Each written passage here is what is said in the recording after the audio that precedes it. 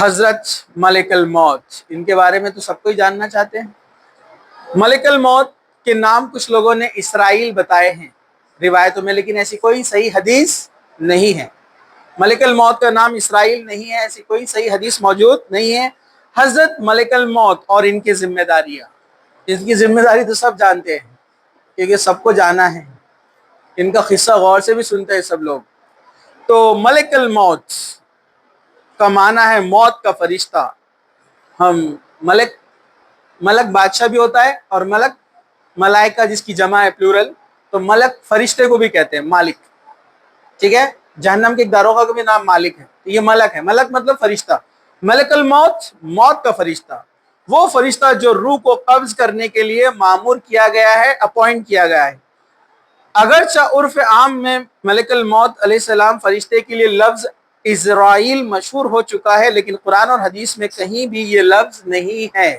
اسرائیل کہیں بھی لفظ نہیں ہے، ان کا نام ملک الموت ہی آتا ہے، جیسے صحیح بخاری میں ہے ملک الموت موت کے فرشتے کا نام۔ اس کی صراط قرآن مجید میں صحیح حدیث میں کہیں بھی موجود نہیں ہے، صرف یہاں پر اس کو ذکر کیا گیا ہے ملک الموت۔ سورہ سجدہ کے اندر اللہ تعالی نے فرمایا قُلْ يَتَوَفَّاكُمْ مَلَكُ الْمَوْتِ الَّذِي وَكُلَّ بِكُمْ، سورہ سجدہ آیت نمبر 11۔ اے نبی آپ کہہ دیجئے کہ تمہاری روحیں وہ موت کا فرشتہ قبض کرتا ہے جو تم پر مقرر کیا گیا ہے۔ ملک الموت اپوائنٹڈ ہے، ان کا جاب فکس ہے۔ اب سوال یہ آتا ملک الموت ایٹ اے ٹائم کتنے لوگوں کی روح قبض کریں گے؟ لاکھوں لوگ دنیا میں مرتے ہیں، ایٹ اے ٹائم وہ پوری دنیا میں کیسے پہنچیں گے؟ تو آج کے دور میں یہ ایمان لانا تو کچھ مشکل نہیں، کیونکہ ہم جانتے ہیں پوری دنیا میں بیٹھ کر لوگ اے آئی سے چیٹ کر رہے ہیں، وہ اکیلا اے آئی سب کے جواب دے رہا ہے، حالانکہ وہ نان لیونگ ہے۔ تو فرشتے تو اللہ کی ٹیکنالوجی ہے نا، ان کے لیے کیا مشکل ہے؟ ارے برابر ہے کہ نہیں ہے؟ انسان نے ایسی مشینز بنا لی ہے جو at a time thousands work کر رہی ہے، سب کے آنسر برابر اور برابر ایکیوریٹ آنسر کے جو سوال کے جواب لا کر دے رہی ہے، تو اس کے لیے کچھ بھی مشکل نہیں ہے۔ تو اللہ تعالیٰ نے کیسی مخلوق بنائی ہوں گی آپ ذرا سوچئے۔ انسان جس کو اللہ تعالیٰ نے قوت اور طاقت زیادہ نہیں دی ہے وہ اتنا آگے نکل گیا، تو فرشتے کتنے باکمال ہوں گے ذرا آپ سوچئے۔ تو وہ قادر ہے اس بات پر، اللہ تعالیٰ نے ان کو ایسے بنایا ہے کہ ایک وقت میں وہ کئی لوگوں کی روحیں قبض کر سکتے ہیں، اور کیسے پہنچیں گے یہ غیب کی خبروں میں سے ہے، یہ غیب کی خبروں میں سے ہے۔ جیسے ہم دیکھتے ہیں 3D پرنٹنگ کی ہیلپ سے ایک آدمی ہے دوسرے شہر میں، لیکن اسٹیج پہ ایسے لگتا ہے وہی بیان دے رہا ہے، برابر ہے کہ نہیں ہے؟ انسان نے اتنی ترقی کی نا 3D ٹیکنالوجی کی ہیلپ سے، بالکل ایک آدمی کھڑا ہوا ہے بیان دے رہا ہے، لیکن ایکچولی وہ سٹی میں وہ نہیں ہے، لیزر سے کیا جاتا ہے نا، ہاں لیزر ٹیکنالوجی 3D ٹیکنالوجی کی ہیلپ سے کیا جاتا ہے۔ اب تو 8D 16D 32D کیا کیا آ گیا ہے، برابر ہے کہ اتنے ڈائمینشن تیار ہو گئے۔ تو اللہ تعالیٰ نے جو پوری کائنات بنائی اس کے لیے کیا مشکل ہے کہ ایٹ اے ٹائم اتنے لوگوں کی روحوں کو قبض کر لے؟ بالکل بھی ناممکن نہیں ہے۔ سورہ زمر آیت نمبر 42 اللہ تعالیٰ فرماتا ہے اللہ یتوفی الانفس حین موتہا، کیا فرمایا؟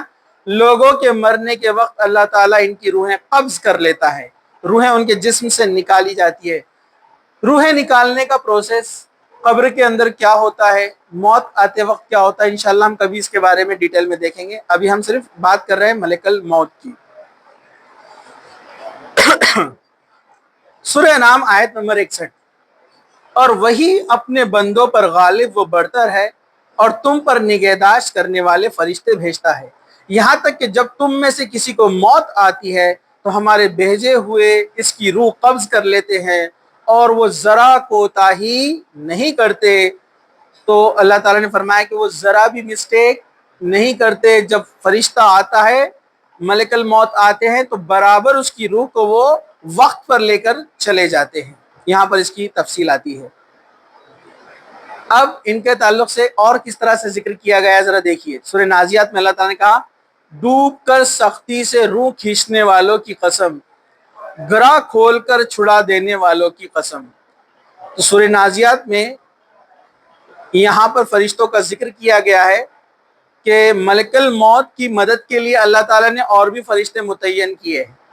ملک الموت کے ساتھ یہ کام کرنے کے لیے اور بھی فرشتے ہیں، جن میں سے کچھ فرشتوں کے بارے میں کیا کہا گیا ہے، یہ انسان کے جسم میں ڈوبتے ہیں اور روحوں کو نکالتے ہیں۔ کیسے نکالتے ہیں وہ اللہ عالم، لیکن وہ انسان کے جسم میں ڈوبتے ہیں اور روحوں کو سختی سے کھینچ کر نکالتے ہیں۔ حدیث میں آتا ہے نیک انسان کی روح وہ ایسے قبض کرتے ہیں، ایسے نکالتے ہیں جیسے اس کو پتہ ہی نہ چلے، اور برے انسان کی روح وہ ایسے نکالتے ہیں، ایک ڈراؤنی شکل میں آتے ہیں، اتنی خطرناک شکل میں آتے ہیں ملک الموت کسی برے شخص کی روح نکالنے کے لیے، جس کو دیکھ کر انسان گھبرا جاتا ہے، ڈر جاتا ہے، خوف محسوس کرتا ہے اور مرنے سے اس کو ڈر لگتا ہے۔ حضرت براء بن عازب فرماتے کہ ہم ایک انصاری کے جنازے میں رسول اکرم صلی اللہ علیہ وسلم کے ہمراہ نکلے۔ جب ہم قبر کے پاس پہنچے تو ابھی لحد تیار کی جا رہی تھی، قبر بنائی جا رہی تھی۔ چنانچہ رسول اکرم صلی اللہ علیہ وسلم نے قبر کے پاس بیٹھ گئے اور ہم بھی آپ کے ساتھ ارد گرد بیٹھ گئے۔ ہمارے سروں پر پرندے بیٹھے ہو، ہم ایسا بیٹھے، اتنے کانسنٹریشن سے اللہ کے رسول کی بات سن رہے تھے۔ آپ نے اپنے دست مبارک سے اپنے ہاتھ سے ایک چھڑی لی، جس سے آپ نے زمین کو کریت کر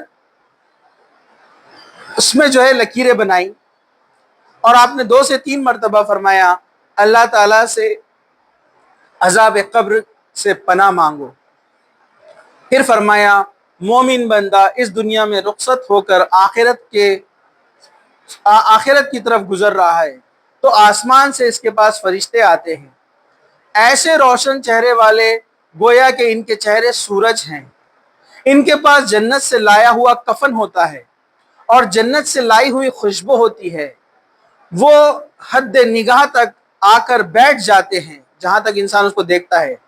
آخر میں ملک الموت تشریف لاتے ہیں اور اس کے سر کے پاس بیٹھ جاتے ہیں اور کہتے ہیں اے پاکیزہ روح، ایک روایت میں ہے اے مطمئن روح، اپنے پروردگار کی مغفرت اور عنایت کے پاس چل۔ نیک آدمی جب مرتا ہے نا تو کچھ فرشتے کفن لے کر آتے ہیں اور خوشبو بھی لے کر آتے ہیں۔ جب یہ پہنچ جاتے ہیں تو پھر اس کے بعد آتے ہیں ملک الموت اور سر کے پاس آ کر بیٹھتے ہیں اور کہتے ہیں اے پاک روح، اے اطمینان والی روح، خوش ہو جا اور اللہ کے پاس چل۔ اور بندہ اس وقت سب سے زیادہ خوش ہوتا ہے، اس کو اپنی پوری زندگی میں وہ خوشی نہیں ملتی ہے جس کے ساتھ یہ معاملہ ہوتا ہے کہ اس کا استقبال اچھے سے کیا جا رہا ہے، وہ خوش ہو جاتا ہے اور فرشتے اس کو اپنے رب کے پاس پیش کرتے ہیں۔ پھر وہ روح اس طرح سے نکالتے ہیں جیسے پانی کا قطرہ مشکیزے کے منہ سے ٹپکتا ہے۔ پانی کیسے ٹپکتا ہے نا، مشکیزے میں سے ایک دم ڈراپ، بس اس کی روح نکال لیتے ہیں آرام سے۔ چنانچہ ملک الموت علیہ السلام اسے لے لیتے ہیں اور آنکھ چھپکتے ہی پہلے دوسرے فرشتے اسے وصول کر لیتے ہیں، مطلب روح نکال لیتے ہیں، پھر اسے جنت سے لائے ہوئے کفن اور خوشبو میں رکھ دیتے ہیں۔ اس سے دنیا کی بہترین خوشبو کے لپکتے اٹھتے ہیں۔ پھر جب فرشتہ اسے لے کر اوپر جاتا ہے تو فرشتے کی جس جماعت کے پاس بھی یہ گزرتے ہیں وہ دریافت کرتے ہیں کہ یہ کس کی اتنی اچھی روح ہے۔ فرشتے جواب دیتے ہیں کہ یہ صاحب فلاں بن فلاں ہے، یعنی وہ مرنے والے کی اس خوبصورتی اور بہترین نام سے اسے یاد کرتے ہیں جس سے وہ دنیا میں پکارا جاتا تھا۔ اس طرح وہ فرشتے اسے لے کر آسمان دنیا تک پہنچ جاتے ہیں۔ پھر وہ اس کی خاطر دروازے کھلوانا چاہتے ہیں، دروازہ کھول دیا جاتا ہے۔ پھر اگلے آسمان تک اسے آسمان کے مقرب ترین فرشتے الوداع کہتے ہیں۔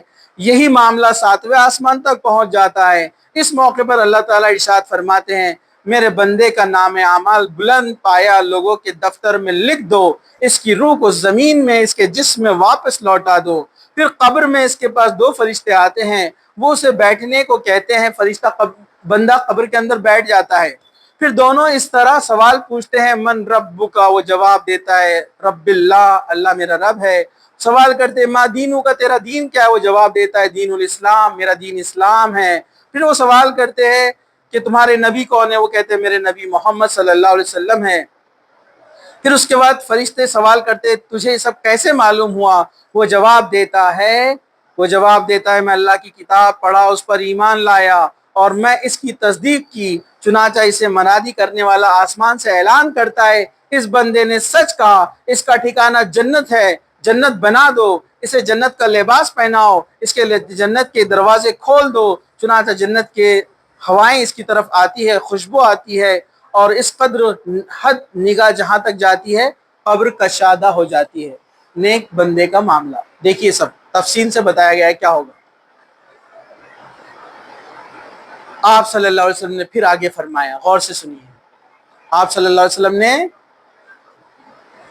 پھر آگے فرمایا، غور سے سنیے، آپ صلی اللہ علیہ وسلم نے پھر آگے فرمایا، اور جب کسی کافر نامراد کی رخصتی دنیا سے ہوتی ہے تو کیا معاملہ ہوتا ہے؟ آسمان سے اس کے پاس فرشتے آتے ہیں جن کے چہرے سیاہ پورے بلیک ہوتے ہیں، ان کے پاس جہنم کا ٹاٹ ہوتا ہے، ٹاٹ مطلب بہت سخت کپڑا، حد نگاہ تک اس کے پاس بیٹھ جاتے ہیں۔ آخر میں ملک الموت تشریف لاتے ہیں، اس کے سر کے پاس بیٹھتے ہیں اور کہتے ہیں اے خبیث روح۔ اب دیکھیے ہم کو کس میں بننا ہے، کیا بولتے ہو ملک الموت؟ اے خبیث روح، اللہ کی ناراضگی اور غصے کے پاس پہنچ۔ پھر اس کے جسم میں داخل ہو کر اس طرح سے اس کی روح نکالی جاتی ہے جیسے گوشت والی نوکدار سیخ بھیگی اون سے نکالی جاتی ہے، جیسے بھیگی ہوئی اون کو کسی کانٹے دار جاڑی پہ ڈال دیا گیا ہے تو کانٹے گھس جائیں گے اس میں، اور جب کھینچیں گے تو کیا حال ہوگا اس کا، کتنا برا حال ہوگا، کہا کہ ویسی اس کی روح نکالی جاتی ہے، سختی کے ساتھ، بہت زیادہ سختی کے ساتھ۔ ملک الموت علیہ السلام روح نکال لیتے ہیں، آنکھ چھپکنے سے پہلے دوسرے فرشتے اس کے ہاتھوں سے اسے اٹھا کر لے لیتے ہیں، ٹاٹ میں اس کو ڈال دیتے ہیں۔ اس ٹاٹ میں بدبو ہوتی ہے جیسے زمین میں کوئی سڑے گلے مردار کی جانور کی بو ہو، مرا ہوا جانور کیسے ہوتا ہے نا، ویسی بو اس میں آتی ہے۔ فرشتے اس کے روح کو لے کر اوپر جاتے ہیں، فرشتوں کی جس جماعت کے پاس سے گزرتے ہیں پوچھتے ہیں کہ کون خبیث روح ہے، تو فرشتے کہتے ہیں بدترین قسم کی دنیا کے نام لیتے ہیں اور کہتے ہیں فلاں بن فلاں ہے۔ اس طرح وہ فرشتے آسمان دنیا تک پہنچتے ہیں، جب ان کے خاطر دروازے کھولنے کی درخواست کی جاتی ہے تو دروازے کھولے نہیں جاتے ہیں۔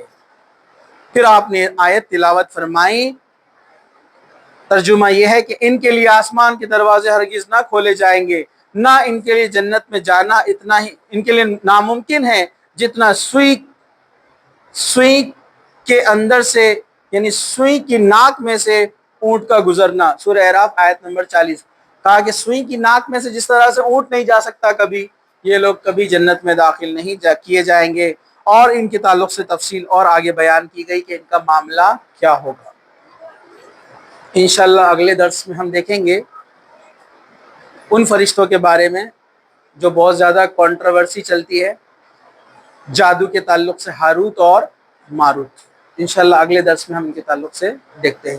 آج ہم نے کتنے فرشتوں کے بارے میں دیکھا؟ جبرائیل علیہ السلام، میکائیل علیہ السلام، اسرافیل علیہ السلام اور ملک الموت۔ اللہ تعالیٰ سے دعا ہے کہ اللہ سبحانہ و تعالیٰ ہمیں بھی رحمت کے فرشتوں کا ساتھ ہمارے ساتھ دے۔ اللہ تعالیٰ ہمیں ان نیک لوگوں میں شامل کرے جن کے لیے جنت سے کفن آئے، جنت سے خوشبو آئے۔ اللہ تعالیٰ ایسے لوگوں میں ہمارا شمار کرے۔ اللہ تعالیٰ ہمیں اللہ سے سچی محبت کرنے والا بنائے تاکہ اللہ بھی ہم سے محبت کرے اور اس کے فرشتے بھی ہم سے محبت کرے۔ اللہ تعالیٰ اپنے فرشتوں کے ذریعے سے ہم پر رحمت نازل فرمائے۔ اللہ تعالیٰ اس دنیا میں اور آخرت میں ہمیں ان کا ساتھی بنائے۔ اللہ تعالیٰ ہم سب کو جب تک زندہ رکھے، اسلام پر زندہ رکھے، خاتمہ ایمان پر ہو۔ وآخر دعوانا ان الحمد للہ رب العالمین۔